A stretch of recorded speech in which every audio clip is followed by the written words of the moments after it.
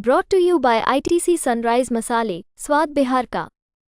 बिहार में एक बार फिर से कैबिनेट विस्तार की चर्चा तेज है। ये कहा जा रहा है कि जल्द ही कैबिनेट विस्तार हो सकता है। बिहार में कुल 36 मंत्री बन सकते हैं, अभी 30 हैं, यानी कि 6 मंत्रियों की और एंट्री हो सकती है। ये कहा जा रहा है कि दशहरे के आसपास नीतीश कुमार एक बार फिर से कैबिनेट में नए चेहरों की एंट्री कराएंगे। नमस्कार, प्रणाम, बिहार तक देख रहे हैं आप। मैं हूं आपके साथ इंद्रमोहन। आखिर ऐसी जरूरत क्यों आन पड़ी कि चुनाव से एन एक साल पहले नीतीश कैबिनेट का विस्तार किया जा रहा है? आखिर सब कुछ ठीक ही है सरकार में, तो फिर उन चेहरों को क्यों शामिल किया जाएगा जिनके पास सिर्फ एक ही साल का वक्त है, या फिर एनडीए घटक दलों की एंट्री होने वाली है? इसे आप अलग अलग जवाब से समझिए। सबसे पहले बड़ी बात ये कि जो 6 रिक्त पद हैं मंत्रियों के, उसे कैसे भरा जा सकता है? सूत्रों की माने और वरिष्ठ पत्रकारों के अनुसार बिहार में जो 6 पद है, इसे लेकर बीजेपी ये सोच रही थी कि इसका बंटवारा विधायकों की संख्या के आधार पर किया जाएगा, यानी कि 4 और 2, 4 पद बीजेपी को मिलेंगे और 2 पद जेडीयू को। लेकिन अब कहा जा रहा है कि ऐसा नहीं होने जा रहा है। 3 और 3 के पद का बंटवारा होगा।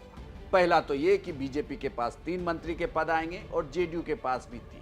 वहीं अब ये जो दूसरा सवाल है कि आखिर इसकी जरूरत क्यों आन पड़ी? दरअसल ये कहा जा रहा है कि जातीय सर्वे के बाद बिहार में अभी भी नीतीश कैबिनेट में कुछ जातियों की नुमाइंदगी नहीं के बराबर है, या यूं कहें कि नहीं है। ऐसे में उन्हें खुश करने के लिए उन जाति के नेताओं की एंट्री हो सकती है। इसमें चाहे वो राजपूत हों या दूसरी जातियों के अति पिछड़े से भी कहा जा रहा है कि नेता बनाए जा सकते हैं मंत्री। वही जो तीसरी बड़ी बात कही जा रही है कि चाहे वो बीजेपी के कोटे से हो या जेडीयू के कोटे से हो, इसमें सभी बिहार के क्षेत्रों को साधने की भी कोशिश की जाएगी। यानी कि जो 6 मंत्री बनेंगे उसमें बिहार के अलग अलग क्षेत्रों से मंत्री बनाए जा सकते हैं।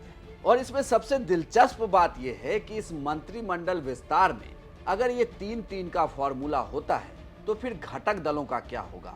वो दल कैसे मैनेज किए जाएंगे, और क्या कोई सरप्राइज एंट्री नीतीश कैबिनेट में होती है? ये भी देखना दिलचस्प हो जाता है। लेकिन सबसे बड़ी बात ये कि नीतीश कुमार और बीजेपी दोनों फूंक फूंक के कदम रख रही है, क्योंकि जिस तरीके से नीतीश कुमार की तेजस्वी से मुलाकात हुई और एक बार फिर चर्चा शुरू हुई, तो उसके बाद बीजेपी तो बिल्कुल भी नहीं चाहती कि कोई बात बिगड़े। हालांकि नीतीश कुमार मन से इस बात को बार बार कहते हैं कि 2-3 बार हो गया, अब ऐसा अगली बार वो नहीं करेंगे।